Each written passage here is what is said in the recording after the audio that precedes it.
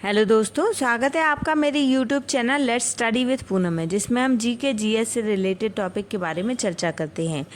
आज हम एक ऐसे व्यक्ति के बारे में चर्चा करने वाले हैं जिन्हें भारत के पहले लाइसेंसधारी पायलट होने का खिताब प्राप्त है। एयर इंडिया की शुरुआत भी इन्होंने ही की थी।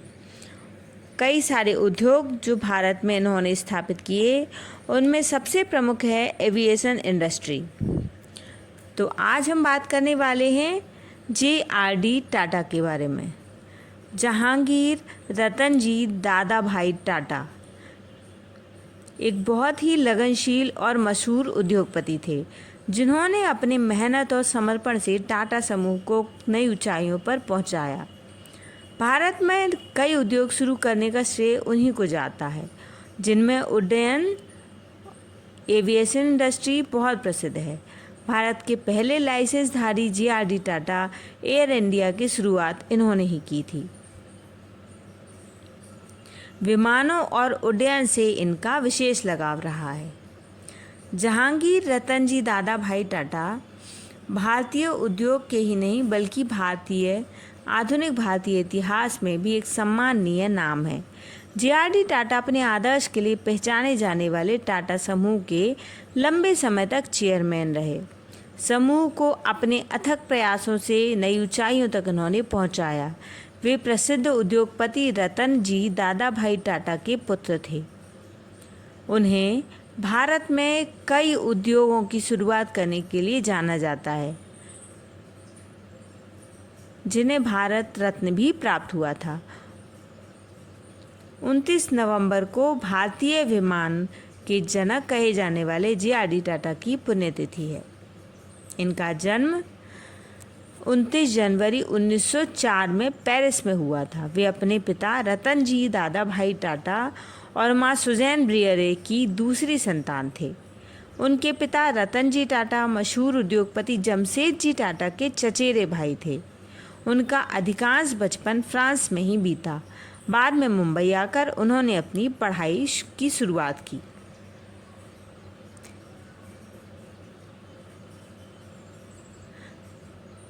उन्होंने कैम्ब्रिज यूनिवर्सिटी में इंजीनियरिंग की पढ़ाई की। JRD टाटा को बचपन से ही हवाई जहाज़ से बहुत लगाव था। 15 साल की उम्र में जब पहली बार हवाई जहाज़ में बैठे, उन्होंने तभी तय कर लिया था कि वे उड्डयन में ही अपना भविष्य बनाएंगे। उनकी लगन ही थी कि वे 24 साल की उम्र में ही कमर्शियल पायलट का लाइसेंस प्राप्त कर चुके थे और प्राप्त करने वाले पहले व्यक्ति बन चुके थे। JRD ने साल 1932 में टाटा एयरलाइंस की स्थापना की थी, जो बाद में एयर इंडिया के नाम से मशहूर हुई। उन्होंने अपने कार्यकाल के दौरान ही एयर इंडिया को बुलंदियों तक पहुंचाने का काम शुरू कर दिया था, जिससे उनकी सेवाएं बहुत मशहूर हुईं। लेकिन उनका विमान उड़ाने का शौक भी कायम रहा। खुद भी वो विमान उड़ाने का काम किया करते थे।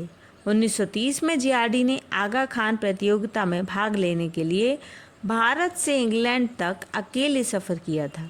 इसके अलावा उन्होंने खुद कराची से बम्बई की उड़ान भरी थी। उसके 50 साल बाद 78 वर्ष की उम्र में उन्होंने अपनी एकल उड्डयन यानी उड़ान को फिर दोहराया, ताकि युवा पीढ़ी में साहस की भावना का संचार हो सके। JRD टाटा को टाटा एयरलाइंस यानी एयर इंडिया से विशेष लगाव था।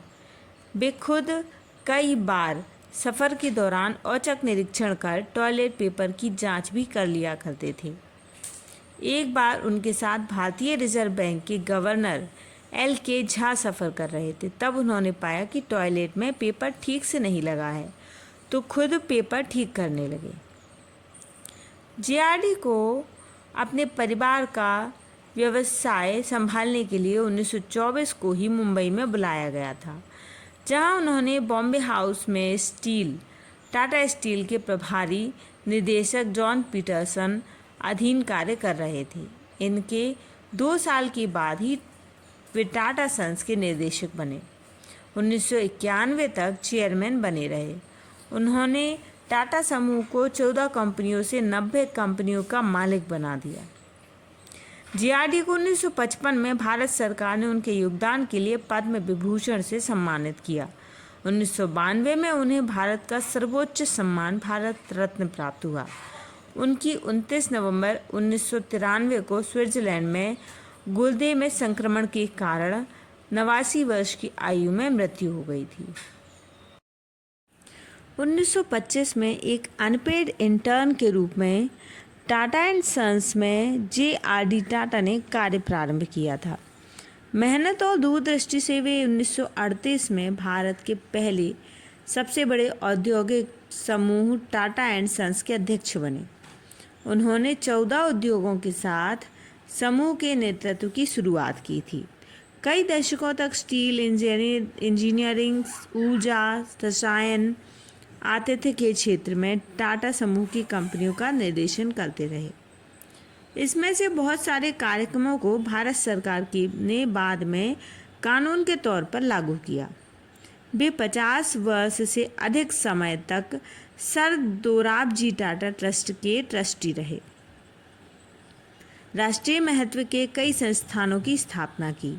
इसमें प्रमुख है टाटा सामाजिक विज्ञान संस्थान, टाटा मूलभूत अनुसंधान संस्थान, टाटा मेमोरियल सेंटर जो कि एशिया का पहला कैंसर अस्पताल है, प्रदर्शन कला के लिए राष्ट्रीय केंद्र। उन्हीं के नेतृत्व में 1945 में टाटा मोटर्स की स्थापना हुई और उन्होंने 1948 में भारत की पहली अंतर्राष्ट्रीय एयरलाइन के रूप में एयर इंडिया इंटरनेशनल का शुभारंभ किया। भारतीय सरकार ने 1953 में उन्हें एयर इंडिया का अध्यक्ष और इंडियन एयरलाइंस के बोर्ड का निदेशक नियुक्त किया। वे इस पद पर 1978 तक बने रहे। उन्होंने टाटा समूह के कर्मचारियों के हित के लिए कई लाभकारी नीतियां लागू की। उन्होंने कंपनी के मामलों में श्रमिकों की भागीदारी और जानकारी के लिए कंपनी प्रबंधन के लिए कर्मचारियों का संपर्क कार्यक्रम शुरू किया। समाज और देश के विकास में जे.आर.डी. टाटा के योगदान को देखते हुए उन्हें कई राष्ट्रीय और अंतर्राष्ट्रीय पुरस्कारों से सम्मानित किया गया। भारतीय वायुसेना ने जे.आर.डी. टाटा को ग्रुप कैप्टन के पद से सम्मानित किया। बाद में उन्होंने एयर कोमोडोर के पद पर प्रमोट किया गया। फिर 1 अप्रैल 1974 को एयर वाइस मार्शल पद से सम्मानित किया गया। विमानन के क्षेत्र में उनके असीम योगदान के लिए उनको कई पुरस्कार हैं जिनसे सम्मानित किया गया। टोनी जेनस पुरस्कार, federation aeronautics international and gold air पदक, कनाडा स्थित अंतर्राष्ट्रीय नागर विमानन संगठन द्वारा एडवर्ड वार्नर पुरस्कार। भारत सरकार ने 1955 में उन्हें पद्म विभूषण से सम्मानित किया। 1992 में भारत के सर्वोच्च नागरिक सम्मान भारत रत्न से सम्मानित किया गया उन्हें।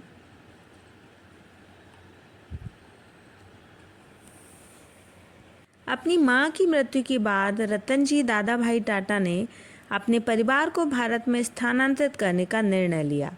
अक्टूबर 1923 में उच्च शिक्षा के लिए जे.आर.डी. टाटा को इंग्लैंड भेजा गया।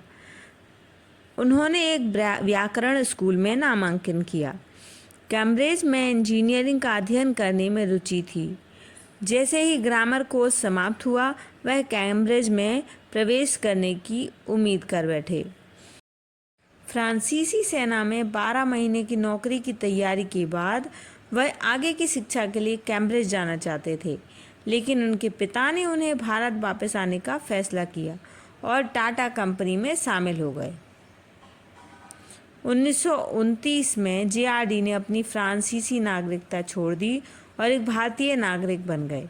टाटा में काम करना शुरू किया और 1930 में जे.आर.डी. ने थेमा बिकाजी से शादी की।